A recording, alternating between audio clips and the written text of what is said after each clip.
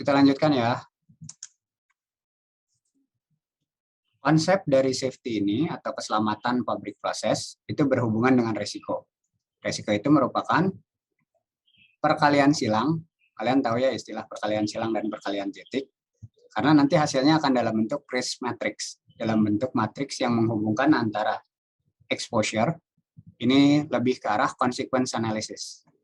Jadi sering dibuat kata lainnya itu consequence. Oke.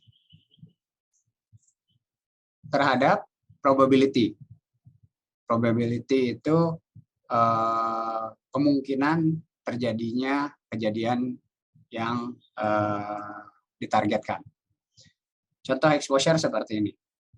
Pada saat ada aktivitas langsung membuka chemical radioaktif. Itu akan ada direct exposure. Jadi langsung terhadap orang. Tapi ada juga yang konsepnya indirect, di mana entah dari baju, ataupun dari masker, ataupun dari kertas yang terpapar oleh bahan-bahan berbahaya. Salah satunya di sini dicontohkan ada kertas. Itu contoh yang indirect. Nanti di dalam exposure ini secara prinsip akan dibagi 3. Yang pertama itu toxic release. Yang kedua fire. Dan yang ketiga exposure. Oh ya, sebagai informasi nanti kami akan ada break ya sekitar jam 4, sekitar 10 hingga 15 menit. Break ini digunakan bagi yang ingin melakukan ibadah sholat asar bagi daerah Indonesia bagian barat. Sekaligus 3 jam itu bukan waktu yang pendek, walaupun 3 jam perkuliahan itu hanya ya dalam tanda kutip 2,5 jam. Oke, itu bagian exposure. Yang nanti kita akan pelajari bagaimana melakukan consequence analysis menggunakan freeware atau software yang gratis. Berikutnya adalah probability, yaitu bagaimana suatu kejadian bisa berlangsung dalam suatu aktivitas. Contoh sederhana yang biasa dilakukan adalah Russian roulette. Basisnya menggunakan revolver yang isinya ada 6 selongsong dengan memasukkan 1 peluru di dalamnya. Kemudian biasanya kalau kalian lihat di film-film gitu, coba ditembakkan ke kepala sendiri. Aduh, sebentar ya. Ini ada telepon dari Pak WR. Ya Pak, mohon maaf saya lagi ada kelas Pak. Oh, oke, ya, Pak aja. Iya, maaf ya Pak. Maaf ya. Oke. Telepon dari wakil rektor, kalau nggak diangkat, saya yang kena marah nanti. Contoh Russian roulette tadi. Diisi 1 peluru di dalam selongsong, kemudian peluang ditembakkan, pelurunya akan keluar itu 1:6. Hal yang sama untuk konsep gambling, 1 spesifik, 1 kartu dalam kartu domino seperti ini. 1:52. Kartu domino. Kartu yang biasa digunakan ya. Nah, setelah memahami konsep resiko tersebut, maka keluarlah istilah safety program yang seringkali digunakan dengan konsep-konsep abbreviation seperti ini. Ini salah satunya ya. Safety itu System Attitude Fundamental Experience Time U. Banyak juga yang membuat sistem-sistem lain, tapi intinya mudah untuk memahami konsep keselamatan. Dulu, safety program itu capaian tertingginya good safety program. Dengan konsep mengidentifikasi, dilanjutkan dengan menghilangkan sumber bahayanya. Sekarang masuk ke level yang lebih tinggi, ada outstanding-nya. Di atas good ada outstanding. Yaitu memiliki sistem manajemen yang memang mencegah keberadaan bahaya. Jadi by default itu sudah dipersiapkan. Nah, Satu hal lagi yang perlu ditekankan dalam, ini masih pendahuluan, kenapa ada pendekatan terkait engineering ethics di bagian keselamatan proses. Kalian sebagai insinyur, mayoritas yang mengikuti kuliah ini seharusnya calon-calon insinyur ya, atau engineer. Memastikan bahwa integritas selalu terjaga. Pastikan tujuannya untuk meningkatkan kesejahteraan manusia, jujur dan tidak berpihak, serta selalu meningkatkan kompetensi. Ini ada hal kasus ini. Suatu waktu kami, tim saya, Pak Pramujo, dan tim, diminta untuk menganalisis suatu flare. Jadi ada flare yang tingginya sudah sesuai, ya seperti ini, dari suatu pabrik. Kemudian ada area pemukiman di sekitarnya. Sebenarnya pada saat pabrik ini dibuat, pertama kali dibangun, belum ada pemukiman penduduk.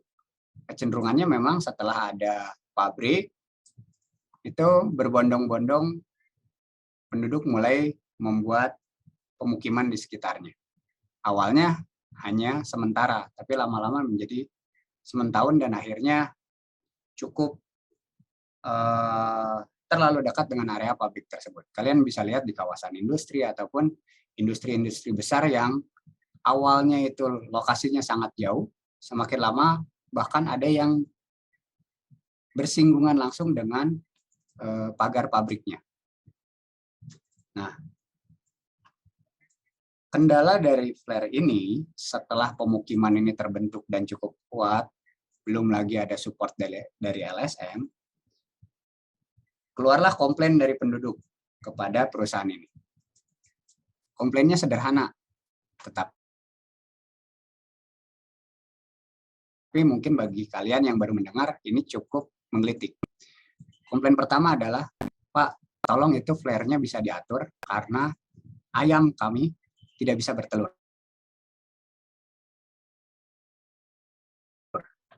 Ada komplain yang berkembang biak. Komplain berikutnya ada yang berhubungan dengan tanaman yang ada di sekitarnya tidak bisa tumbuh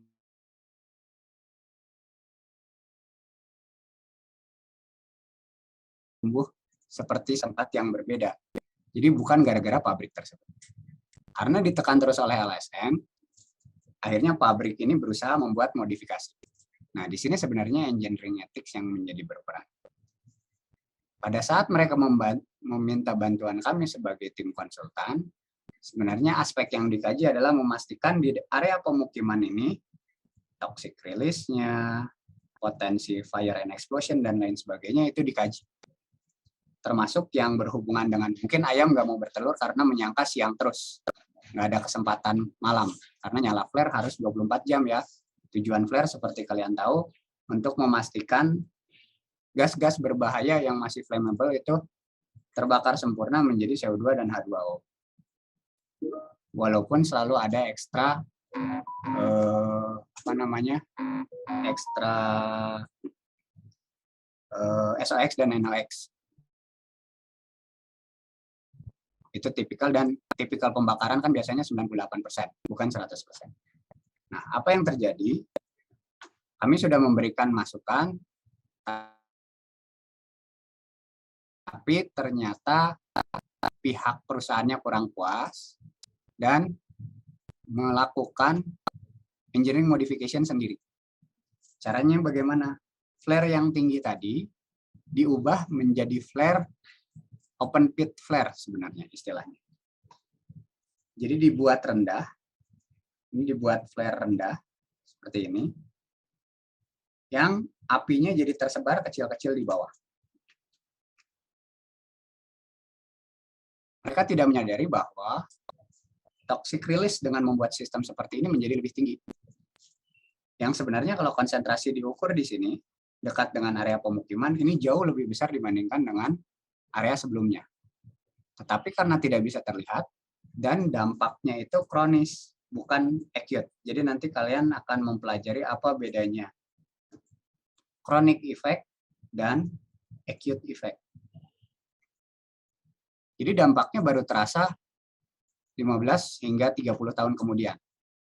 Nanti di bagian pendahuluan akhir ada contoh-contoh kasus besar yang terjadi di dunia yang cukup signifikan. Nah, pada saat mereka memutuskan seperti itu, di tengah jalan tanpa konsultasi dengan kami, bahkan mereka sudah melakukan pre-order terkait alat-alatnya, akhirnya kami memutuskan untuk mundur karena kami mengetahui dampaknya terhadap masyarakat akan seperti apa. Sekalipun masyarakat tidak akan pernah bisa mendeteksi. Kenapa? Karena zat berbahaya tadi tidak berbau, tidak berwarna, tidak berasa. Tapi pasti berdampak. Kalau kita punya alat yang mencukupi, itu pasti mampu mendeteksi. Tetapi yang dilihat oleh masyarakat di pemukiman tersebut seperti apa? Mereka melihat apinya sudah tidak ada lagi. Wah, kalau seperti ini berarti ayam saya jadi bisa bertelur nih. Ikan-ikannya bisa berkembang biak dengan baik. Itu yang ada di benak mereka. Sehingga tidak ada komplain dari penduduk di pemukiman sekitar. Nah, pada saat itu kami mencoba untuk selalu mempraktekkan engineering ethics, lebih baik mundur dan tidak dibayar sekalipun pada saat desain itu sudah berlangsung selama hampir 1 tahun. Ya, jadi tolong pastikan kalian sebagai calon engineer setelah lulus selalu utamakan integritas. Jangan membuat laporan sesuai dengan yang membayar kalian. Mentang-mentang konsultan, gajinya gede karena dibayar oleh perusahaan, akhirnya semua keinginan perusahaan dikabulkan tanpa memberikan aspek positif dan negatif. Kalau pada akhirnya perusahaan memilih sesuatu, ya terserah. Tapi kalau di tengah jalan seolah-olah kalian diminta justifikasi hasil ini, karena pada saat itu tim kami diminta untuk menjustifikasi hasilnya. Bahwa open flare ini adalah pilihan terbaik. Itu yang akhirnya tidak bisa kami terima. Semoga kami selalu bisa memegang teguh engineering ethics ini. Ya, itu sedikit intermezzo terkait engineering ethics. Nanti sempatkan kalian membaca ini. Buat yang dari TK ITB itu bisa langsung diakses di Edunex ya, Pak Pram ya. Materinya sudah ada di sana. Buat yang di luar TK ITB mungkin selama aksesnya belum ada, nanti akan di-share oleh ketua kelas ya. Kalau ada pertanyaan, silakan raise hand. Nanti kita bisa diskusi di tengah jalan. Nggak harus menunggu selesai ya. Selesai 1 bab baru diskusi, nggak perlu. Kalau ada dalam 1 slide, ada yang ingin disampaikan, jangan segan, raise hand, kita diskusi setelah itu. Oke, kita lanjutkan ya. Berikutnya adalah statistik kecelakaan dan kegagalan yang umum digunakan di dunia. Sistem yang umum ini seperti yang sempat saya singgung di pertemuan sebelumnya. Dunia itu memiliki banyak kiblat terkait safety. Ada yang berbasis CCPS dan CSB di Amerika, ada yang berbasis UK HSE di United Kingdom, ada yang European Standard di Eropa, dan lain sebagainya. Jadi banyak sekali sebenarnya. Nah, dari sekian banyak tadi, mayoritas tetap memiliki konsep yang mirip. Ini salah satunya. Yang pertama adalah OSHA, Occupational Safety and Health Administration. Ini basisnya dari United States. Walaupun proses safety itu tidak 100% occupational safety, bahkan irisannya itu relatif sedikit. Yang kedua adalah fatal accident rate, yang sering disingkat sebagai FAR. Dan yang ketiga, fatality rate atau death per person per year. Nah, kita lihat bagaimana basis perhitungannya satu sama lain. Yang pertama adalah 2 pendekatan untuk OSHA. Yang pertama itu injuries or illness, and illness. Yang kedua basisnya adalah lost work days. Jadi kehilangan waktu bekerja. Yang pertama basisnya sakit ataupun terluka. Jadi bagaimana menghitung incidence rate-nya? Jumlah terluka atau jumlah sakit itu dikalikan dengan 200.000. Basis 200.000 dari mana? Itu perhitungan OSHA berdasarkan data empirik. Dibagi dengan jumlah jam di mana suatu pekerja bekerja selama periode tertentu. Hal yang sama bisa dilakukan untuk perhitungan kehilangan waktu bekerja. Itu basis perhitungannya sama. Jadi nanti ada OSHA berbasis injuries and illness, ada OSHA berbasis lost work days. Jadi pastikan kalian pahami basisnya seperti apa. Yang kedua adalah FAR yang tadi, fatal accident rate. Ini bukan 108 ya. Ini itu 10 pangkat 8. Jadi number of fatalities, jumlah kematian dikalikan 10 pangkat 8 dibagi jumlah jam di mana suatu pekerja itu bekerja pada periode tertentu. Oke, dan yang terakhir adalah fatality rate. Fatality rate ini relatif umum karena perhitungannya per tahun ya, jumlah kematian per tahun dibagi jumlah pada populasi tertentu. Nah, apa kelemahan dan kelebihan dari masing-masingnya? OSHA yang pertama yang berbasis Amerika itu, basisnya kenapa 200.000 jam itu dari 100 tahun kerjaan normal versi Amerika. Di dalam database-nya itu segala injury dan illness ada. Ini termasuk nanti di tugas besar kalian. Kalian akan diminta mengacu ke database tertentu. Dibebaskan, tapi kalian harus mencantumkan. Nanti ada data dari OREDA, data dari OSHA, tapi harus dicantumkan diambil dari tahun berapa. Biasanya 3 tahun ke belakang udah free available di internet. Tapi kalau misalnya minta yang 2020, itu hampir pasti harus berbayar. Kalian tidak perlu mengeluarkan biaya untuk mencari database seperti ini. Tapi bagi tim-tim konsultan ataupun memang didedikasikan untuk menyelesaikan masalah industri, itu biasanya akan digunakan database yang paling update, paling terbaru. Nah, itu pendekatannya menggunakan database yang berbayar. Tapi untuk kasus sekalian, 5 atau bahkan 10 tahun ke belakang pun silakan gunakan. Tapi sebisa mungkin gunakan yang terbaru tapi masih gratis ya.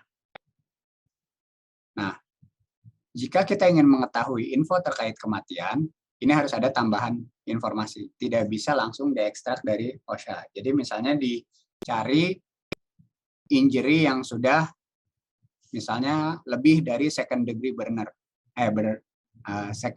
burn accident, kecelakaan kebakaran level 2, lebih dari kecelakaan level 2, itu biasanya sudah diasumsikan 90% kematian. Nah, contoh data-data seperti itu yang akhirnya dikonversi menjadi kematian. Jadi kelemahan dari OSHA itu seperti itu, tidak ada info kematian langsung. Sehingga yang relatif umum adalah basis FAR. Ini basisnya adalah 1.000 pekerja yang bekerja selama 50 tahun. Sehingga diperhitungkan sekitar 10 pangkat 8 jam. Ini yang pertama kali mempelopori ini adalah British Chemical Industry. Jadi akhirnya diadopsi oleh semua pihak di United Kingdom. Semua chemical industry di United Kingdom berbasis ini. Makanya UK itu punya basis sendiri yang dikenal tadi UK HSE. Ini punya standar tersendiri. Dan sama seperti OSHA, ini relatif tersedia di open literatur, bahkan yang tahun 2020 atau 2019 pun kalian mudah mencarinya. Terlebih lagi kalau aktif mencari di forum-forum yang berhubungan dengan safety. Itu relatif mudah mencari. Kemudian yang ketiga adalah fatality rate. Ini tidak bergantung kepada jumlah jam kerja. Jadi memang per tahun yang tadi sempat disebutkan. Ini cocok untuk populasi umum yang expose jam kerjanya tidak terdefinisi. Kalau yang tadi itu misalnya kerja di pabrik kimia sebagai operator, berarti kan shift-nya jelas. Kalau yang VAR atau OSHA tadi. Biasanya shift-nya berapa? 1 hari ada 3 shift. Ada juga yang 2 shift, itu biasanya pabrik manufaktur. Tapi kalau untuk pabrik proses, basisnya 3 shift. Nah, dari 3 shift ini berarti kan masing-masing 8 jam kan? 24 bagi 3 kan 8. Nah, 8 jam kerja ini yang akhirnya dijadikan basis perhitungan. Tapi kalau di sini, di fatality rate, ini agak berbeda. Kenapa? Karena pendekatannya basisnya untuk masyarakat umum. Di mana ada yang bekerja sebagai pedagang, bekerja sebagai karyawan pabrik, ada yang bekerja kantoran, dan itu berbeda-beda, belum tentu 8 jam. Oke, sampai sana ada pertanyaan. Jadi database-database yang umum ini diberikan pengenalannya. Nanti kita akan belajar yang lebih spesifik, tapi ini lebih ke arah sesuatu yang umum. Oke. Nah, pada prinsipnya resiko yang merupakan perkalian dari consequence dan probability itu tidak dapat dihilangkan. Secara keseluruhan, kita hanya bisa mengendalikan hingga level tertentu. Nah, jadi seorang engineer ya harus mampu meminimalkan resiko yang seringkali menjadi batasan ekonomis. Sebenarnya suatu pabrik, khususnya pabrik proses, bisa dibuat sangat safe. Tapi konsekuensinya apa? Biaya produknya menjadi akan sangat mahal. Malah bisa jadi marketnya tidak akan mampu untuk membeli produk tersebut. Sehingga keluar istilah nanti berbasis konsep ini, keluar istilah ALARP. ALARP ini adalah as low as reasonably practicable.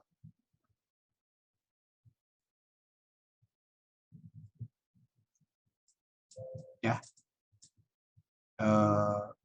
tidak membuat benar-benar aman, tetapi membuat resiko itu serendah mungkin yang secara praktek masih tetap bisa dilakukan dengan target resiko yang masih bisa dikendalikan. Konsepnya kurang lebih seperti itu. Didekati dengan istilah alarm. Kenapa ada konsep seperti ini? Mengacu kepada persepsi publik. Bahwa berdasarkan survei, untuk masyarakat umum, begitu ditanya, menurut kalian bahan kimia itu seperti apa sih? Ternyata pembaginya seperti ini. Ada 28% yang berpihak, wah itu berguna daripada berbahaya. Begitu mendengar istilah bahan kimia. Sementara 29%-nya, semua bahan kimia itu lebih banyak bahayanya daripada bergunanya. Sementara 38% selevel. Bahaya dan kegunaannya itu selevel. Jadi kalau dilihat di sini, ini yang dilakukan dari The Detroit News ya. Begitu mendengar istilah bahan kimia, 38% akan beranggapan selevel antara kegunaan dan bahayanya. 29% beranggapan lebih bahaya daripada kegunaannya, berusaha menghindari bahan kimia. Sementara 28% sisanya tahu itu berbahaya, tetapi kegunaannya sebenarnya lebih banyak.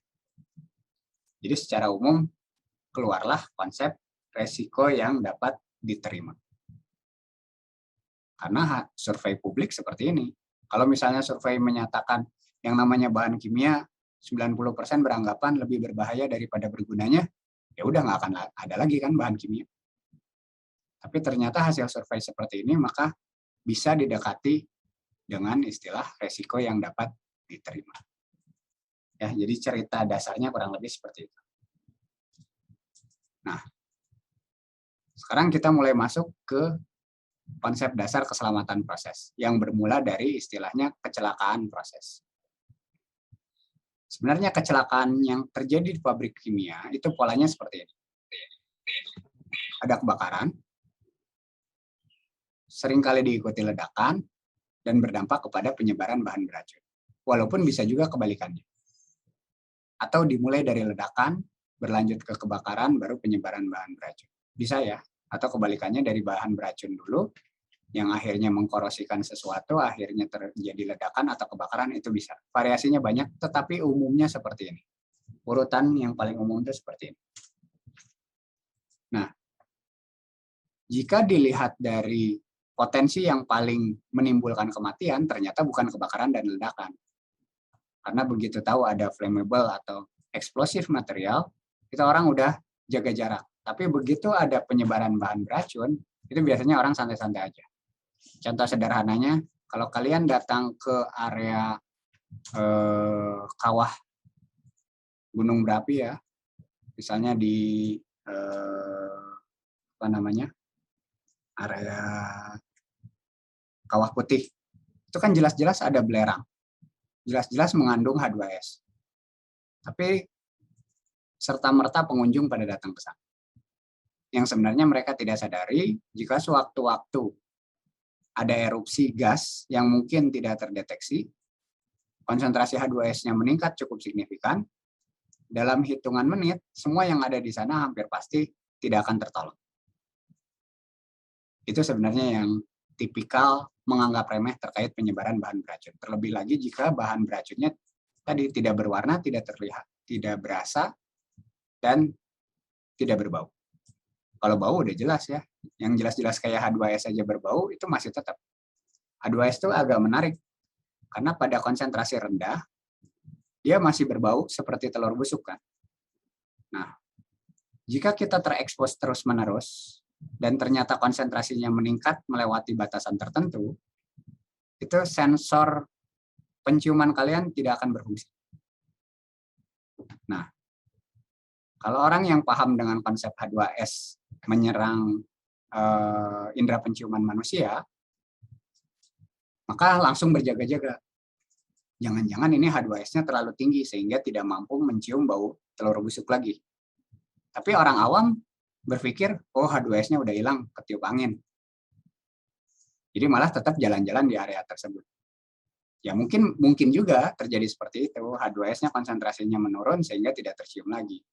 Tapi jangan salah, ada juga kemungkinan yang bukan berarti setelah mencium bau telur busuk, kemudian baunya hilang, itu pasti H2S-nya konsentrasinya berkurang juga. Bukan itu ya, karena bisa terjadi kebalikan. Karena udah bau telur busuk, mau lebih bau apa lagi ya, seolah-olah udah maksimal. Ternyata kondisinya tidak seperti itu. Kemudian berikutnya ini yang relatif umum adalah mayoritas ledakan yang terjadi di pabrik kimia itu sumbernya mengikuti mekanisme vapor cloud explosion. Istilah ini nanti akan banyak dikenalkan pada saat kita membahas exposure atau consequence analysis. Karena kalian harus familiar dengan istilah-istilah ini. Dari namanya sebenarnya bisa diprediksi vapor cloud. Jadi akan membentuk awan uap. Ya, awan yang terbentuk dari zat yang mudah menguap, mencapai konsentrasi tertentu, tersulut api, dan terjadilah ledakan. Jadi istilahnya vapor cloud explosion. Dan itu yang paling sering terjadi. Nanti di bagian fire and explosion kita akan belajar banyak terkait hal tersebut. Oke, berikutnya adalah tipe kecelakaan yang tadi disampaikan ya. Jika dilihat dari trennya dari kanan ke kiri, dari atas ke bawah, di sini bisa dilihat potensinya seperti apa. Kebakaran berlanjut ke ledakan atau penyebaran bahan beracun. Semua akan berdampak ke sini, tapi dampaknya berbeda-beda. Akan ada dampak fatalities, akan ada dampak injuries, ada dampak terhadap lingkungan, ada juga dampak terhadap property damage. Ini terhadap aset, baik itu aset pabrik maupun pemukiman, seperti contoh yang tadi saya sebutkan. Kalau terlalu fatal akan berdampak ke evakuasi. Kalau harus mengevakuasi hanya satu RT mungkin nggak terlalu jadi isu. Atau mengevakuasi satu pabrik. Tapi kalau harus mengevakuasi sampai satu kelurahan atau bahkan satu kecamatan atau satu kota, wah itu luar biasa ya effortnya. Belum lagi akan ada kerugian bisnisnya. Pabrik tersebut pasti merugi pada saat kecelakaan ini terjadi karena produksi tidak akan bisa berlangsung. Penutupan pabrik, nah yang paling bawah seolah-olah sepele, tapi udah pabriknya rugi, dituntut lagi. Bisa dari masyarakat, bisa dari LSM, bisa dari pemerintah sendiri. Dan itu terjadi pada setiap kecelakaan yang relatif heboh. Contoh pada saat kecelakaan kebakaran di Teluk Balikpapan, di area Pertamina, atau kecelakaan kemarin yang di area Balongan. Sudah rugi, perusahaannya dituntut oleh pemerintah, yang mayoritas biasanya di bawah Kementerian KLHK ya, Kementerian Lingkungan Hidup dan Kehutanan, itu yang sering kali menjadi musuh utama dari public process. Ya sebenarnya mereka bertindak untuk melindungi rakyat ya. Jadi akan ada denda dan juga ada tuntutan hukum. Nah, dari kebakaran, ledakan, dan penyebaran bahan beracun tadi, sebenarnya kalau dilihat dari probability yang paling tinggi adalah kebakaran. Diikuti oleh ledakan, baru yang paling rendah kemungkinannya adalah penyebaran bahan beracun. Probability.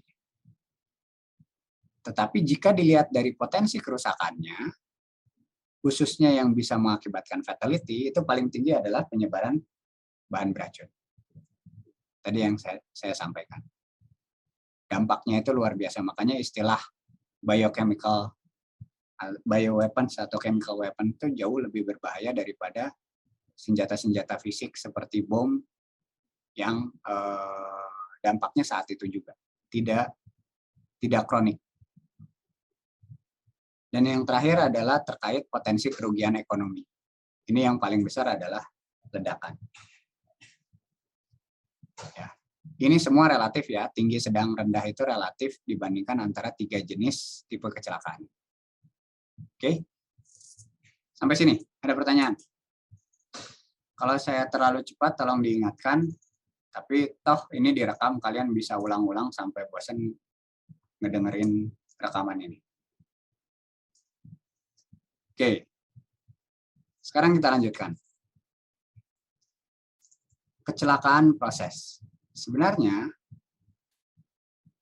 yang disebut kecelakaan proses itu tidak terlalu spesifik yang berhubungan dengan industri proses, karena ada beberapa yang berlaku juga untuk semua jenis industri atau ya sekedar jasa komersial. Contoh yang pertama adalah mechanical failure. Ini yang mayoritas berhubungan dengan peralatan. Secara mekanikal tidak mampu menahan tekanan, tidak mampu menahan temperatur. Itu berhubungan dengan mechanical failure. Umumnya berhubungan dengan alat, bisa dari sisi materialnya, bisa dari sisi fabrikasinya, bisa dari sisi instalasinya. Yang kedua, operator error. Bagi kalian yang pernah kerja praktek offline ya, luring, itu seringkali ada hal menarik kalau kalian terlibat langsung di control room. Nah, pada saat jam kerja normal atau shift pagi, itu kan seringkali bos-bosnya ikut datang. Level supervisor ke atas, superintendent, supervisor, atau bahkan manajer itu seringkali melakukan patroli atau pengecekan ke area control room. Nah, semua operatornya rajinnya luar biasa. Nanti begitu malam, udah pada capek, pada istirahat, tetap kan yang namanya pabrik 24/7, nggak boleh stop. Nah, nanti kalau operator udah gilir, kan di jam-jam tertentu mereka harus patroli mencatat hal-hal yang penting. Tapi di antaranya kan bosan juga. Biasanya apa yang mereka lakukan? Ya kalau nggak baca buku, yang sekarang lebih sering main game. Yang lucu, terkait dengan game online itu, kalau di tengah-tengah berhenti kan dimarahin sama temennya tuh. Jadi rata-rata kalau gamenya lagi masih berlangsung, nggak bisa di stop. yang ada malah seolah-olah mengorbankan pekerjaan. Itu yang sering terjadi, dan itu yang seringkali menjadi penyebab operator error. Walaupun operator error lainnya misalnya udah jelas-jelas ada alarm tapi di-ignore. Alarm itu ada yang berupa visual ya, lampu kedip-kedip, atau berupa audio. Memang berupa sirine yang berbunyi atau beeping sound dari alat-alat tertentu. Mungkin terignore atau tidak mendengar atau tidak melihat. Itu masuk ke operator error. Atau bahkan salah mencet. Seperti kasus video yang ditayangkan sebelumnya, di mana operator sudah menyadari bahwa ada peningkatan temperatur, tetapi tidak berupaya untuk menyelesaikan sesegera mungkin karena beranggapan, oh itu ada yang error dari sensor temperatur. Oke, ada juga penyebabnya yang memang tidak diketahui. Ini agak spesial dan nanti pada saat saya tampilkan beberapa video lain, kalian akan cukup menyadari bahwa kasus unknown itu seringkali menjadi justifikasi paling mudah dari setiap investigasi. Kalau di ITB yang sering mimpin kasus investigasi ini Pak Yazid dan Pak Yogi ya. Karena saya paling malas kalau udah berhubungan dengan kepolisian. Kalau beliau-beliau itu semangat. Tapi tim teknisnya selalu disupport oleh kami. Biasanya seperti itu. Berikutnya ada proses upset. Tahu kan istilah proses upset? Tekanan yang melebihi normal operating pressure-nya. Kalau kalian lihat di spec sheet suatu alat, itu ada normal operating design, baik itu tekanan maupun temperatur. Ada juga design pressure dan design temperature. Sebisa mungkin jangan terlalu mendekati design pressure dan design temperature. Selalu berada di normal operating design-nya. Tapi apa yang terjadi? Semua yang berhubungan dengan hulu, industri hulu, yang ada sumur gas, sumur minyak, ataupun sumur geotermal, itu akan sulit sekali mencegah proses upset. Tapi bukan berarti industri hilir seperti kilang gas, kilang minyak, itu bebas dari proses upset, tidak ya. Itu tetap ada potensi proses upset.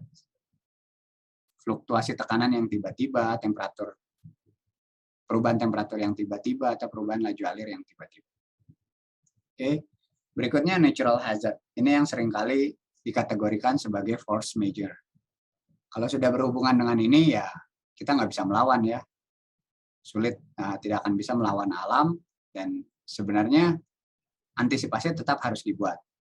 Kalau ada flooding gimana, kalau ada landslide gimana, longsor, banjir bandang, kemudian badai, itu semua harus sudah dipertimbangkan.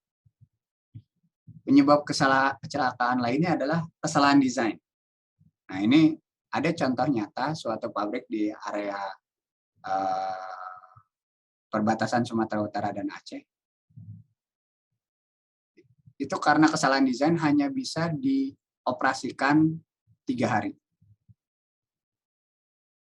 Dan akhirnya berkasus, blanketing selama 3 tahun nggak bisa diperbaiki. Blanketing itu semua sudah terinstalasi tetapi tidak digunakan fluida yang sebenarnya untuk produksi, melainkan hanya menggunakan nitrogen untuk memastikan jika suatu saat bisa dioperasikan,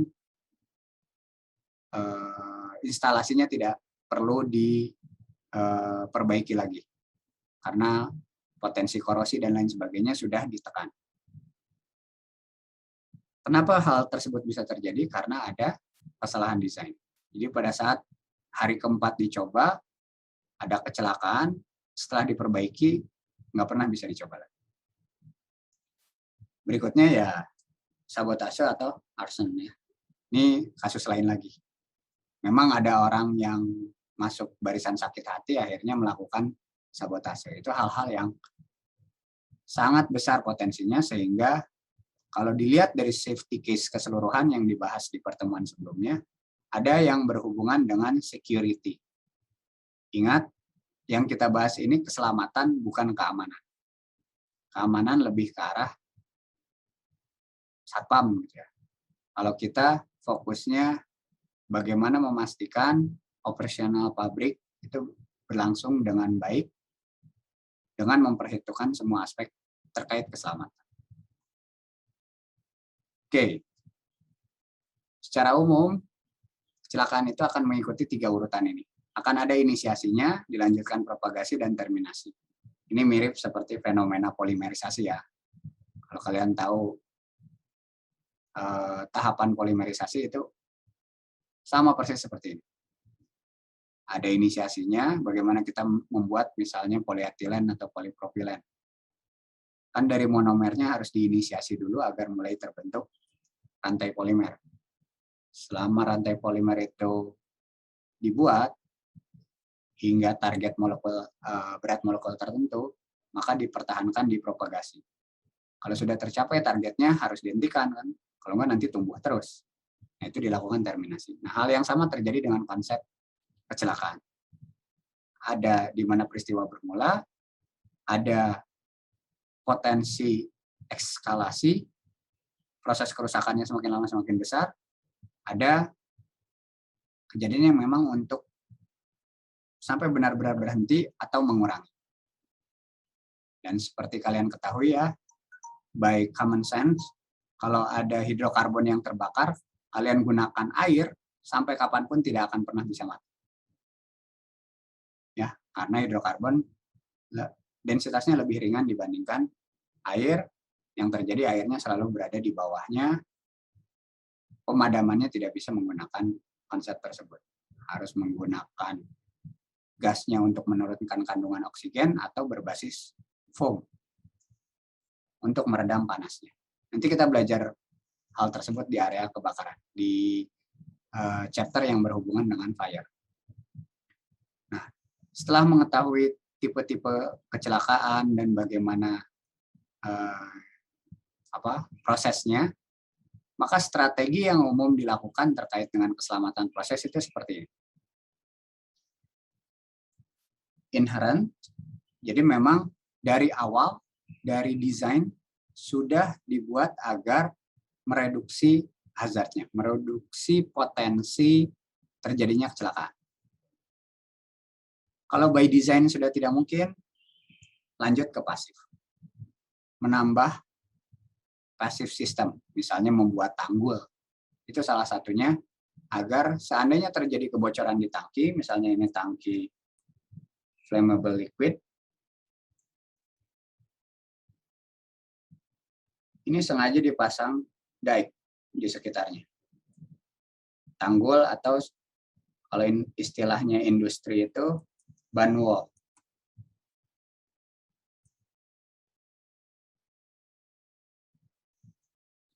Yang volumenya ini volume dari ban atau dike ini itu sekitar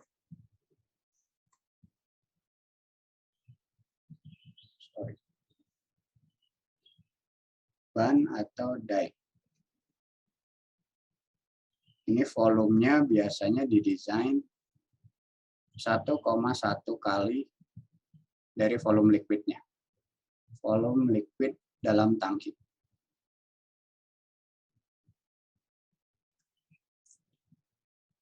Ini salah satu pasif. Jadinya maksudnya pasif itu nggak perlu dipencet sesuatu. Kalau bocor ya udah ada yang menyelamatkan seperti itu. Ya. Contoh pasif yang lain adalah PSV, pressure safety valve, atau rupture disc. Ya, nanti kita belajar PSV, ini terkait relief system ya, yang berhubungan dengan relief, tapi basisnya pasif. Atau rupture disc. Kalau kalian ingat video yang sebelumnya, kan ada ujung pipa yang tiba-tiba terputus. Itu konsep rupture disc. Tujuannya untuk menurunkan tekanan segera mungkin. Itu masuknya pasif. Kalau aktif, ini yang harus ada kontrol yang men-triggernya. Misalnya blowdown valve. Blowdown valve itu konsepnya active system. Begitu ada di level tertentu, supaya tidak overflow, maka valve-nya akan terbuka. Jadi biasanya dia terkoneksi dengan alarm, dengan sensor. Kalau di pressure, itu biasanya masuk ke pressure alarm high-high atau pressure alarm low-low. Ini yang aktif. Kalau level sama, ada level alarm high-high, level alarm low-low. Istilah-istilah ini nanti kalian akan lebih familiar pada saat kita belajar studi kasusnya. Dan yang terakhir adalah prosedural. Ini ya berbasis administratif kontrol. Kalau tingkat 4 di sini di teknik kimia, pada saat kalian mulai diminta melakukan proposal penelitian, yang paling sederhana diminta apa? Masih ingat? Working instruction, job safety analysis. Kalau sudah ekstrim akan diminta HAZOP-nya. Tapi untuk yang standar-standar saja cukup working instruction dan JSA, job safety analysis. Sesimpel itu. Nah, kalau dilihat mana yang paling reliable dan mana yang paling efektif, ya semakin ke atas ini akan semakin efektif. Kalau kita sukses secara desain bisa mengurangi potensi terjadinya kecelakaan, ya gunakan sistem. Oke, ada pertanyaan sampai sini? Sebelum, ini terakhir sebelum kita break ya. Masuklah kita ke konsep bagaimana secara desain kita bisa menurunkan peluang terjadinya kecelakaan. Istilahnya inherently safer process design. Dimulai dari intensification. Ini expertnya Pak Yogi Wibisono. Bagaimana membuat sistem secara intensif dibuat lebih efektif sehingga tidak terlalu kompleks. Ini mirip dengan yang kelima. Yang berikutnya adalah substitution. Kalau kita mungkin menggantikan fluida yang berbahaya atau kondisi operasi yang terlalu ekstrim, maka diharapkan yang seperti itu. Yang ketiga adalah attenuation. Ini berhubungan dengan eskalasi. Kalau kita bisa meredam secara jumlah, misalnya storage tank yang mengandung flammable liquid yang kalau terbakar bisa menghancurkan seluruh kota. Itu lebih baik disimpan dalam skala yang lebih kecil tapi beberapa dibandingkan satu besar. Itu konsep attenuation. Limitation of effect, tadi yang saya sebutkan dengan memasang tanggul salah satunya, supaya dampaknya kalau terjadi kecelakaan bisa diredam. Kalau perlu dipasang blast wall untuk area-area pressure tinggi, ya tekanan tinggi. Berikutnya simplification, memang dibuat lebih sederhana. Karena sesuatu yang kompleks itu potensi errornya menjadi lebih besar. Sebisa mungkin kita redam hal tersebut. Itu yang dikenal dengan istilah inherently safer process design. Nah, kan itu terlalu banyak ya, 5 tadi akhirnya dipermudah dengan ini, ya sebenarnya cuma kurang 1 dan konsepnya adalah menggabungkan attenuation dan pembatasan efeknya dalam bentuk istilahnya moderate, dibuat moderate. Yang ekstrim-ekstrim diturunkan ke level moderate. Maksudnya seperti itu. Minimize tadi diperkecil semuanya ya, dibuat lebih compact. Substitute itu menggantikan, baik itu kondisi operasi berbahaya ataupun fluida-fluida berbahaya, kalau bisa digantikan ya gantikan.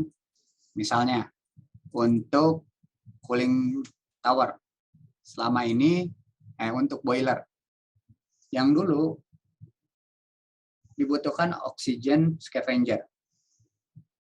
Sebenarnya apa sih oxygen scavenger dibutuhkan di boiler system?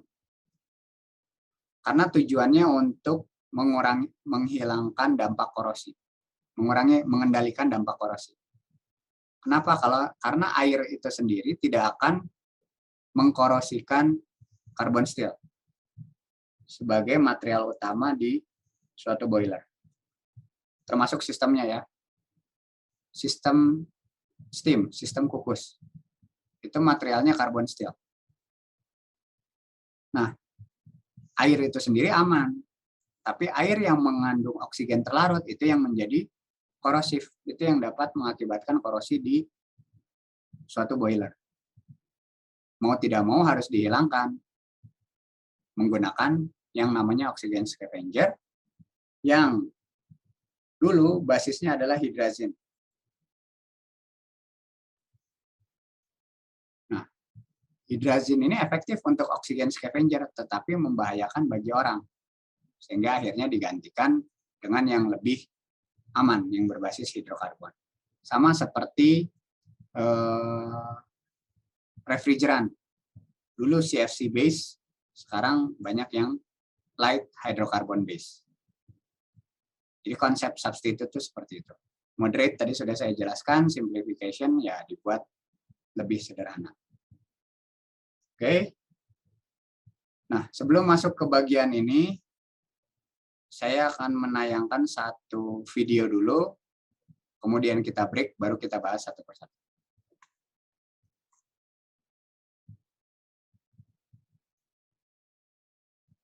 Oke, apakah suaranya terdengar? Enggak ada, Pak. Belum, Pak. The Flixborough disaster was an uncontrolled vapor-clad explosion. At 4:53 p.m. on the 1st of June 1974, there was an explosion at a Ya, Pak, sudah masuk. owned by Nipro UK Limited at Flixborough on Humberside. The clad oxidized cyclohexane, which when heated to 155 degrees C at a pressure of 126 psi, produced caprolactane, a substance used in the manufacture of nylon.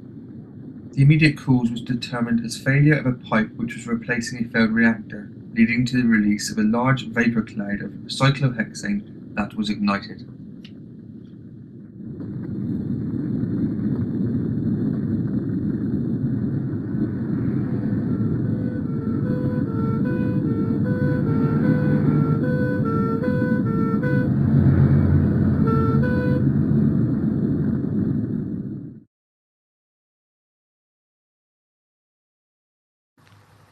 Just a few miles from here in the Yorkshire coalfield, they've grown used to the idea of death and disaster as the price men have to pay for coal. Even the fish that comes into Hull, just across the Humber over there, is bought at the cost of the trawlers which never return. Now Flixborough has joined the unhappy band of communities who pay for other people's progress with human lives. This is the price of nylon. It was exactly 7 minutes to 5 on Saturday afternoon when the clock at Burton Post Office, 2 miles away, was stopped by the force of the biggest peacetime explosion ever known in Britain. No one yet knows what caused the chemicals used in nylon making to ignite with such devastating effect. But already the statistics begin to make grim reading. 29 believed dead, many more injured, damage worth anything up to £70 million, homes battered, and in some cases destroyed.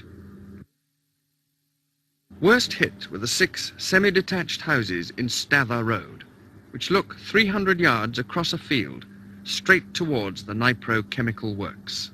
We're watching the Schoolboy International, and where this rumbling, the noise, and the little lad went to the window and he said, Daddy said, Nipro's going up, and he tried to drag me out. Well, we used to fires down there, so I went to the window and looking with that, I said the flash and bang, and there was explosion.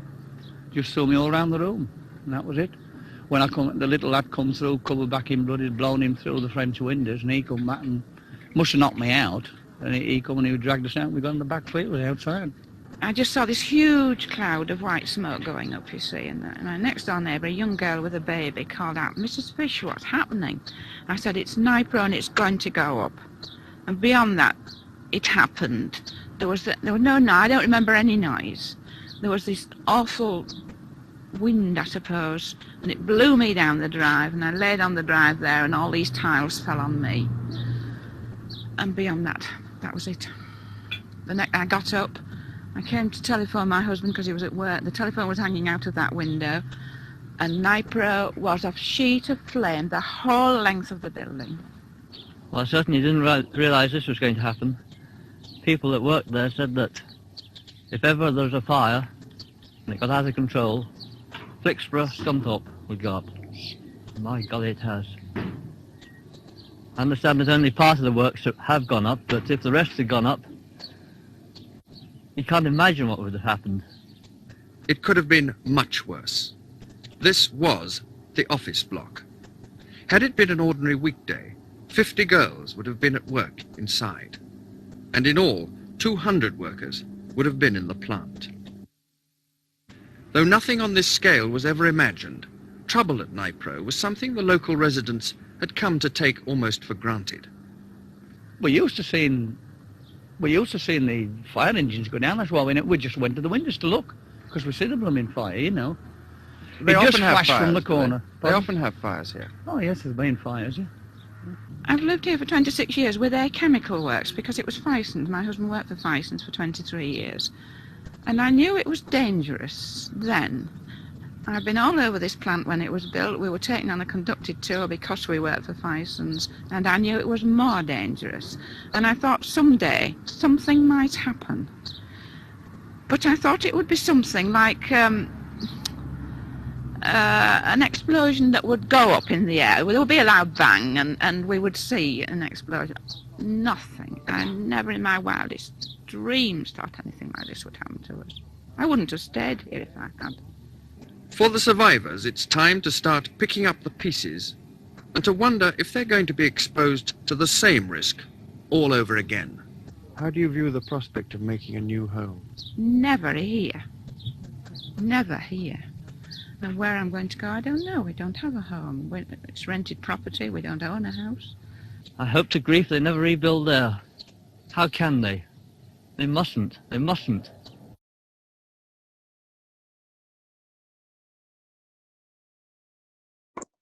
Oke. Jadi sudah kalian lihat ya, itu bagaimana kasus Flixborough. Nanti kita akan bahas Flixborough itu seperti apa, mengapa ini menjadi salah satu kecelakaan yang memang harus ditelaah bersama-sama, dianalisis supaya kita memahami konsep dari proses safety. Oke, tapi sebelum ke sana kita break dulu 10 hingga 15 menit. Nanti kita lanjutkan berikutnya. Kita bahas 4 kecelakaan yang sering dijadikan sebagai acuan. Sebenarnya ada lagi kayak Alpha Viper dan lain sebagainya. Tapi itu biasanya nanti pada saat kuliah tamu ya, dari praktisi, supaya lebih banyak gambaran detailnya seperti apa. Tadi contoh kecelakaan Flixborough yang videonya sudah kalian lihat. Sebenarnya yang terjadi di sana adalah kecelakaannya relatif sepele, dalam tanda kutip ya, sepelenya. Jadi normalnya itu ada 6 reaktor yang tersusun secara seri. Ada nomornya di sana 1, 2, 3, 4. Ada reaktor kelima yang karena kendala tertentu akhirnya harus diperbaiki. Oke. Nah, karena harus diperbaiki, sementara produksi harus tetap berlangsung, apa yang harus dilakukan? Di bypass saja kan, walaupun konsekuensinya secara produk hasilnya tidak akan maksimal, tetapi bisa diakali dengan cara melakukan recycle. Jadi yang sebelumnya dengan 6 reaktor yang dipasang seri itu, misalnya kemurniannya bisa mencapai target 95%, karena 1 hilang, maka mungkin kemurniannya hanya 90 atau 85%. Sehingga untuk meningkatkannya harus ada penambahan waktu tinggal sehingga diputar kembali. Oke, jadi konsep dasarnya seperti itu. Mengapa kecelakaannya bisa terjadi? Jadi kejadiannya di tahun 74, di mana pabrik tersebut memproduksi 70.000 ton per tahun kaprolaktam. Ini kaprolaktam ini produk yang dibuat dari sikloheksana ya, sikloheksen, yang nanti kalau udah jadi kaprolaktam ini menjadi bahan baku untuk pembuatan nilon. Jadi nanti kalau di Indonesia ini di area Jawa Barat tuh di Purwakarta banyak pabrik-pabrik yang ada Indo-Indonya ya, kayak Indobarat dan lain sebagainya. Itu konsepnya mirip, sama-sama untuk membuat nilon, ada juga yang membuat polyester berbasis kaprolaktam. Jadi awalnya 6 reaktor disusun seri, setiap reaktornya itu akan berisi 20 ton sikloheksan. Sikloheksan teroksidasi menjadi sikloheksanon, sikloheksanon menjadi sikloheksanol yang menggunakan udara yang direaksikan dengan udara ya, oksigennya yang diambil menggunakan bantuan katalis. Jadi reaksinya simpel seperti itu. Nah, suatu saat ada kendala di reaktor 5. Kenapa? Karena terjadi kebocoran. Kemudian mulailah dilakukan inspeksi, ditemukan ada vertical crack di stainless steel dari reaktor tadi yang digunakan untuk mengoksidasi sikloheksan sebanyak 20 ton. Maka akhirnya diputuskan, oke, harus diperbaiki. Tapi diperbaikinya tidak bisa in situ. Jadi kondisi operasi di situ ditambal gitu, nggak bisa kayak gitu. Mau nggak mau harus dilepas dengan satu keputusan lagi di mana operasi harus tetap berlangsung dengan cara menghubungkan reaktor 4 langsung ke reaktor 6. Sesuai gambar yang tadi ya, diagramnya. Nah, konsekuensi dari yang hilangnya reaktor 5-nya harus diperbaiki dan di-bypass, maka perolehannya akan turun. Yield-nya akan turun. Tapi masih bisa berlangsung, caranya gimana ya? Di-recycle aja. Untuk sikloheksan yang tidak bereaksi, dipisahkan kemudian di-recycle. Jadi konsepnya seperti itu. Nah, pipa yang digunakan untuk menghubungkan reaktor itu diameternya 28 inch. Nah, ini yang lucu. Udah jelas-jelas 28 inch, nggak berusaha nyari, tapi lihat stok aja. Lihat stok di mungkin karena tahun 74 relatif sulit ya mencari yang 28 inch. Relatif jarang di pasaran. Melihat di warehouse-nya, oh ternyata adanya hanya 20 inch. Udah aja main pasang. Dan tipikal seperti ini sebenarnya banyak sekali prakteknya sampai sekarang, terutama di Indonesia. Bahkan ada kasus yang istilahnya mengkanibalkan train di sebelahnya. Jadi misalnya suatu pabrik ada sampai 4 train ya. Kalau di industri proses kan istilahnya train. Sementara kalau di industri manufaktur istilahnya assembly line. Nah, itu kalau ada train yang sudah tua, udah tidak produktif, akhirnya dipensiunkan, biasanya main ngambil spare part-nya dari sana. Dan seringkali bahkan ada kasus-kasus tertentu yang oleh orang maintenance itu bahkan ada yang terbalik, masang heat exchanger terbalik. Mereka mikirnya, toh sama aja cuma shell and tube. Mereka tidak paham bahwa ada konsep mekanika fluida, mengapa baffle-baffle dipasang sedemikian rupa supaya kalau ada aliran masuk dia akan terpisah seperti apa. Sama halnya dengan separator ya. Jadi nggak bisa dengan mudah dibolak-balik. Nah, hal tersebut terjadi di sini, adanya 20 inch. Ya udah, dipasang aja. Pasang, ternyata nggak kuat, jebol. Bypassnya tadi yang menggunakan 20 inch tadi rusak. Akibat ketidakmampuan tadi, maka 30 ton sikloheksan itu menguap, membentuk vapor cloud. Awan uap yang besar. Tadi vapor cloud sudah sempat saya singgung. Vapor cloud ini sangat berpotensi menghasilkan explosion. Kenapa? Karena dia membentuk konsentrasi yang sangat flammable, tersulut sedikit saja, walaupun di sini lagi-lagi ditulis sumbernya tak diketahui. Masih ingat pada saat kita membahas unknown, itu hampir di setiap berita paling sering tuh keluar penyebabnya adalah unknown. Hanya dalam waktu 45 detik setelah vapor cloud terbentuk langsung terbakar. Ledakannya menghancurkan semua fasilitas, termasuk admin office ya yang biasanya lokasinya di luar pabrik. di mana tempat manajemen kan rata-rata di sana, manajer-manajer ya. 28 orang meninggal, 36-nya cedera, 80% terjadi di area control room. Jadi se-ekstrim itu. Nah, sebenarnya apa yang bisa dianalisis dari kecelakaan seperti ini? Nah, ini yang menarik dari kecelakaan di luar tuh mereka mau share lesson learn-nya. Sementara kalau di kita, ya kebetulan kami sering terlibat. Jadi seringkali, walaupun perusahaannya tidak disampaikan, tapi lesson learn-nya selalu di-share. Harapannya biar para mahasiswa nanti kelak ada yang bekerja di dunia industri, berhubungan dengan safety, punya gambaran, menambah pengalaman, khususnya dengan kondisi iklim yang ada di Indonesia. Ini contohnya.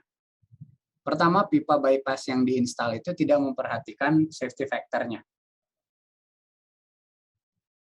Jadi main ya mentang-mentang nggak terlalu jauh dari 28 ke 20 inch, pasang reducer, udah koneksi. Toh yang penting superficialnya masih terjaga, overpressure-nya masih terjaga. Sesimpel itu yang dipikirkan. Kemudian plant site itu sendiri, satu pabrik, kalau terjadi domino effect itu dampaknya luar biasa. Karena mengandung 330.000 galon sikloheksan, naftan, toluen, benzen, dan bensin. Jadi luar biasa flammable satu pabriknya di area tank farm-nya. Itu kasus pertama. Nah, ini kasus kedua. Ini yang menarik, saya jelaskan dulu baru kita tonton videonya ya. Ini terjadi di India, di kota yang bernama Bhopal. Ada perusahaan yang terkenal namanya Union Carbide. Yang lokasinya di sana, kalian bisa lihat ya. Dan pada saat terjadi kecelakaan, itu penyebarannya kemana-mana,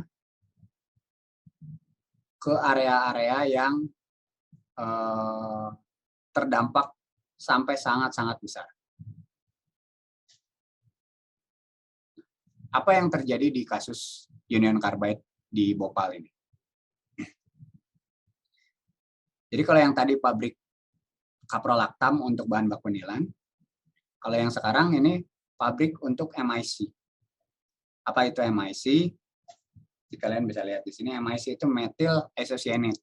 Tapi kalau pakai bahasa Inggris jadinya MIC ya. Kalau di Indonesia kan methyl isocyanate. Dibuat dari ini, fosgen dan monometilamin, direaksikan dengan kloroform, kemudian di strip fosgennya, dilakukan proses pirolisis. Jadi produk utamanya sebenarnya bukan yang ini lebih untuk menyelamatkan produk samping yang berbahaya. Tail gasnya dipirolisis. Tujuannya apa? Untuk mendapatkan crude MIC ini. MIC-nya ini akan menjadi produk yang disimpan karena nanti bisa dibuat turunannya. Jadi ini produk sementara sebenarnya, bukan produk utama. Setelah melalui proses refining, bagi yang tidak bisa di-store itu harus dihancurkan di dalam flare. Ya, jadi MIC itu memang harus dihancurkan baru di venting. Tidak boleh terlepas langsung ke lingkungan. Kenapa? Ini kejadiannya 84. Dampaknya kalian bisa lihat 2.000 penduduk terkena dampaknya di India. Nanti videonya menceritakan 30 tahun kemudian dampaknya seperti apa. Kenapa? Karena MIC berupa intermediate product ini, bahan antara ya. Ini bukan hanya berbahaya, tapi juga reaktif. Mudah menguap, mudah terbakar, dan kalau kena air ini highly exothermis, sama seperti asam sulfat. Asam sulfat kan, asam sulfat pekat, begitu kena air dia akan sangat exothermis. Kalau berdasarkan dampak toksikologinya. Nanti bab setelah pendahuluan ini kita akan membahas hygiene dan toxicity. Konsentrasi maksimum yang diperbolehkan selama 8 jam kerja ini termasuk TLC TWS kalau nggak salah. Nanti kita bahas lebih detail. Saya lupa ingat kalau 8 jam itu apa. Ini hanya 0,02 ppm. Ya, jadi atau sebesar 20 ppb. Serendah itu. Selama 8 jam. Terakumulasi segitu. Begitu konsentrasinya lebih dari 21 ppm, kalau kena maka terjadi iritasi hidung. Kalau lebih besar lagi, bisa asfiksiasi itu sesak nafas ya, yang pada akhirnya kematian. Tapi ini konsepnya beda dengan konsep virus COVID-19 ya, yang nanti ada badai sitokin dan lain sebagainya. Bukan, pendekatannya bukan yang seperti itu. Tapi sama-sama berakibat ke saluran pernapasan, infeksi saluran pernapasan. Nah, secara sifat fisik, titik uap di keadaan atmosfernya itu 39,1 derajat. Jadi mudah sekali menguap. Dan di 20 derajat, di ambient temperature, tekanan uapnya 348 mm Hg. Bandingkan dengan atmosfer yang 760 mm Hg. Terus uapnya 2 kali lebih berat dari udara. Jadi pasti MIC ini kecenderungannya berada di bawah. Kalau terlepas ke lingkungan, kecenderungannya akan berada dekat dengan permukaan tanah. Oke. Nah, jadi konsekuensinya apa? MIC-nya akan mudah mengkontaminasi air yang ada di sekitarnya atau bahan-bahan lain seperti tanaman dan lain sebagainya.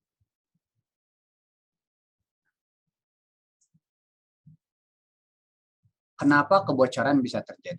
Jadi MIC yang mengalir melalui pressure safety valve, jadi memang di storage-nya itu kalau udah penuh, ada overpressure, dia akan dialirkan ke venting system yang tadi ditunjukkan. Tapi harus ada scrubber dulu, ditangkap dulu oleh scrubber, supaya tidak lepas ke lingkungan. Udah ditangkap di scrubber, dibakar, yang memang didedikasikan untuk menghancurkan MIC, mengantisipasi kebocoran dari MIC tadi. Nah, sayangnya scrubber dan sistem flare-nya itu tidak beroperasi karena berbagai macam alasan. Nah, ini yang menarik. Pada saat kejadian 25 ton MIC-nya terlepas. Jadi levelnya bisa dibayangkan udah bukan ppm lagi yang lolos. Kemudian menyebar ke kota terdekat, dan ada efek acute-nya ya, efek instannya, itu mengakibatkan 2.000 penduduk mengalami kematian. Dan racunnya lebih dari 20.000.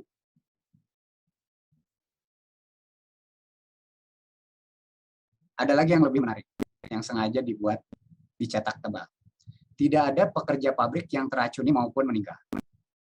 Jadi, secara konsep safety, union carbide itu sudah melakukan dengan baik, tapi hanya untuk pekerjanya saja. Nanti kita akan membahas ini di konsep LOPA. Layer of Protection.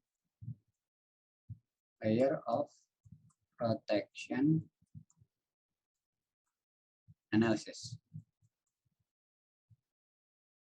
Nah, dulu fokusnya lebih ke arah menjaga keselamatan pekerja yang ada di pabrik saja. Tetapi dengan sistem yang baru, sistem safety yang baru, standar-standar baru, mengacu ke LOPA ini, penduduk sekitar pun harus dikonsider. Belajar dari pengalaman di Bhopal. Jadi peralatan di pabrik nggak ada yang rusak karena hanya toxic release, bukan ledakan ataupun kebakaran. Semua pekerja pabriknya itu langsung dikumpulkan dan dilakukan proses dekontaminasi. Tapi penduduk sekitar di luar lingkungan pabrik itu kasarnya kurang terinformasikan, tidak sempat melakukan evakuasi, bahkan banyak yang tidak mengetahui bahwa ada gas beracun yang rilis. Mungkin kalau dari Union Carbide-nya ada sirine atau ada pengumuman atau ada action, mungkin bisa mengurangi cukup signifikan. Nah, sekarang kita lihat bagaimana videonya ya, bentar.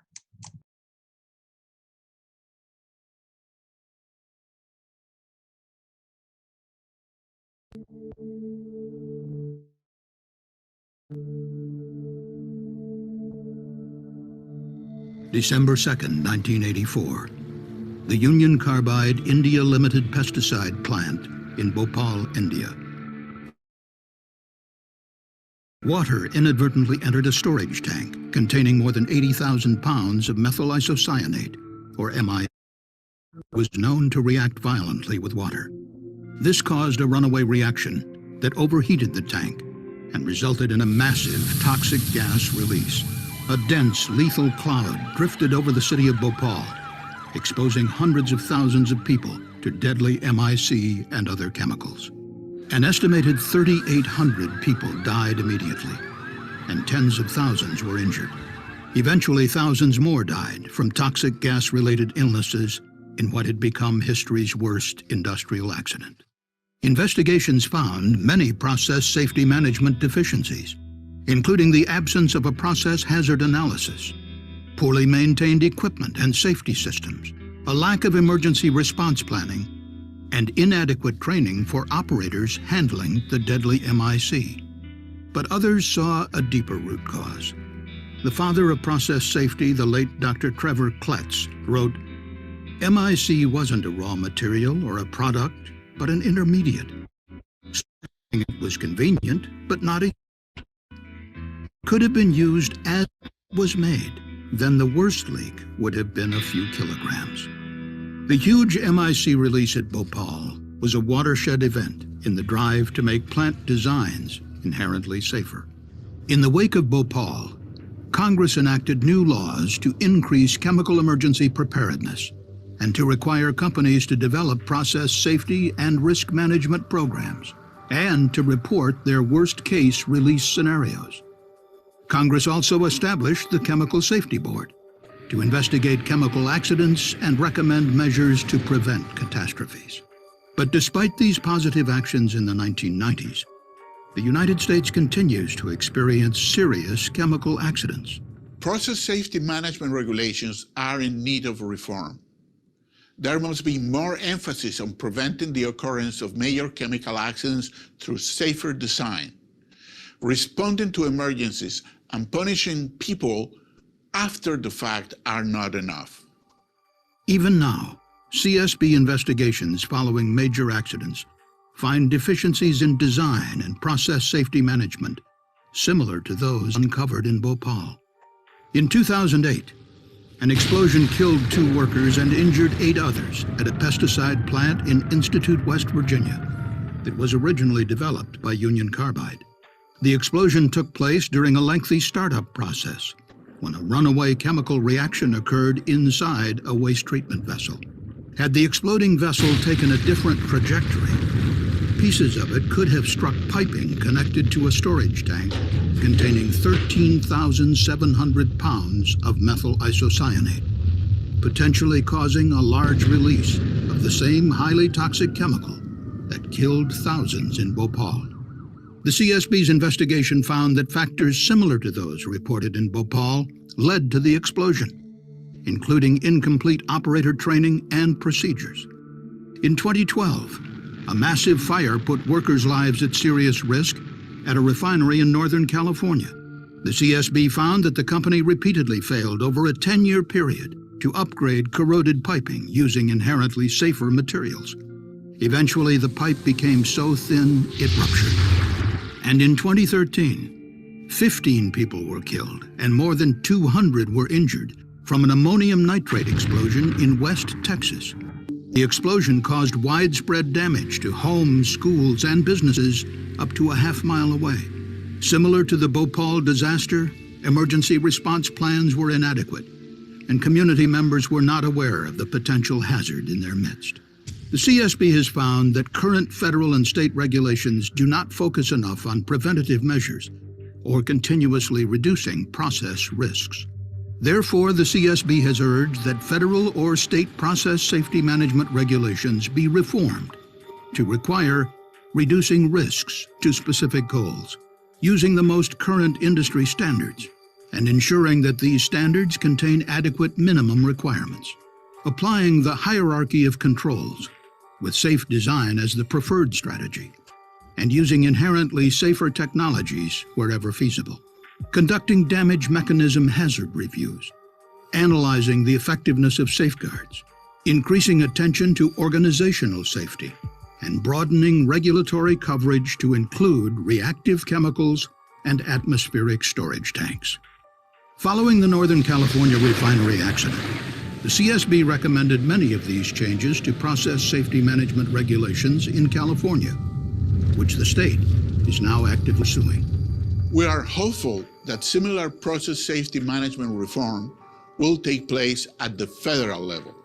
In August 2013, President Obama issued an executive order which directed federal agencies to modernize and improve chemical facility safety. In response, both OSHA and the EPA plan to revise their process safety management regulations. To further encourage these positive changes, the board has voted to include process safety management reform on the CSB's list of most wanted safety improvements. Both industry and government have increased their efforts to prevent chemical accidents. But CSB investigations show that much more needs to be done to assure that future tragedies will be avoided.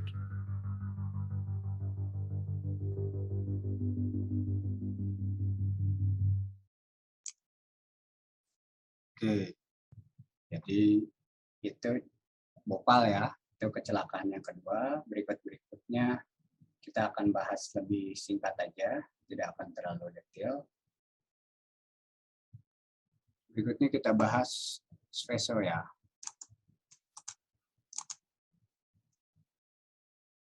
Ini lokasinya di Italia. Oke. Bagaimana kejadiannya? Jadi yang pertama tadi berhubungan dengan yang Bhopal itu toxic release kan. Yang Flixboro tadi sudah dijelaskan kecelakaannya seperti apa. Yang Seveso Italia pun sama, ini berhubungan dengan toxic release. Jadi ceritanya ada hexachlorophene, ini merupakan jenis bactericide yang memang didedikasikan untuk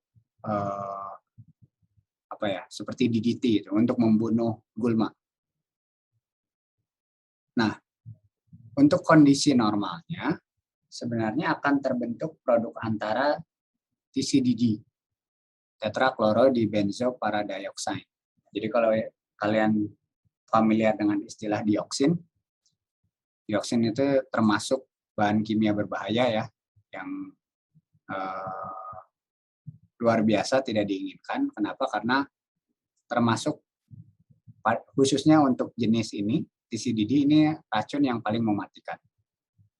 Jadi di tahun 76 reaktor tiklorofenolnya itu tidak terkendali. Jadi temperaturnya melebihi temperatur operasi normal, konsekuensinya produksi TCDD-nya meningkat. 2 kg terlepas, lolos dari PSV-nya, dari pressure safety valve-nya, membentuk awan putih di atas kota Seveso ini, kota kecil di Italia. Kemudian setelah itu ada hujan deras, dia jatuh ke tanah, dan akibatnya 10 mile square ya, 10 square mile ini terkontaminasi. Nah, lagi-lagi konsepnya sama. Di tahun tersebut belum ada konsep LOPA, belum ada layer of protection, sehingga komunikasi dengan pemerintah setempat itu kurang bisa dijalankan dengan baik, bahkan sampai beberapa hari. Jadi sebenarnya untuk menghindari kecelakaan sejenis itu relatif mudah. Gunakan prosedur yang sesuai. Ini yang berhubungan dengan begitu ada bahan berbahaya, pressure safety-nya tidak boleh langsung dibuang ke lingkungan. Harus ada treatment khusus. Scrubber kemudian dibakar, flare, dan lain sebagainya. Kemudian pada saat terjadi kecelakaan, harus ada layer of protection untuk penduduk sekitar. Itu yang tidak terlaksana dengan baik, sehingga di sini bisa dilihat di zona A, ini September 1976, bagaimana konsentrasi tinggi ada di lokasi ini.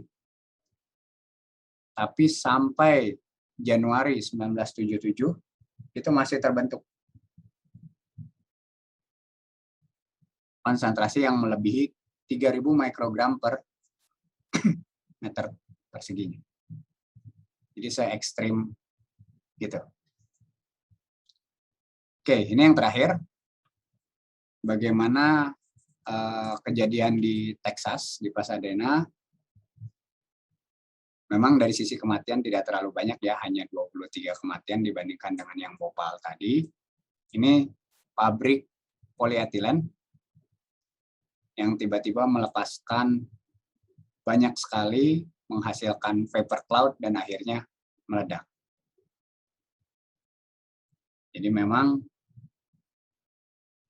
semuanya relatif tipikal kecelakaannya, karena memang pada zaman tersebut concern terkait keselamatan pabrik proses itu tidak terlalu tinggi.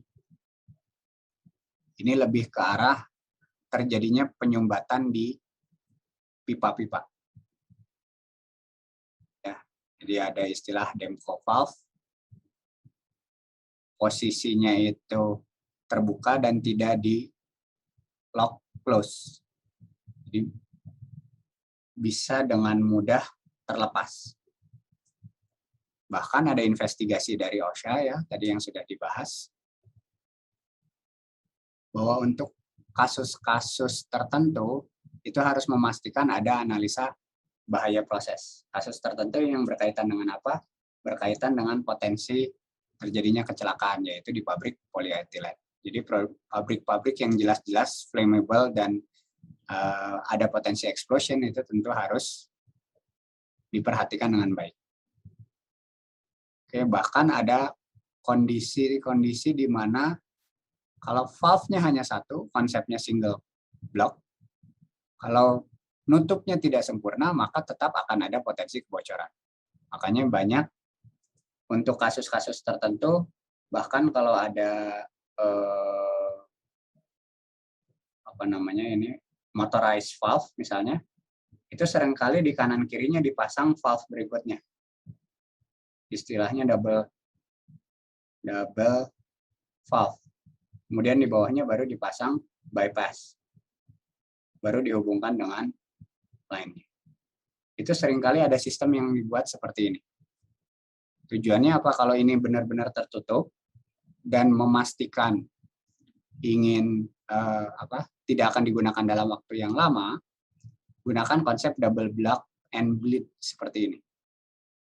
Jadi memang didedikasikan untuk bisa mencegah terjadinya kebocoran. Atau bahkan kalau perlu yang jelas-jelas tidak akan digunakan, ya pasang blind. Blind itu ya seperti flange tertutup. Jadi di ujungnya setelah dipasang valve, di sini ya ditutup. Seperti ini.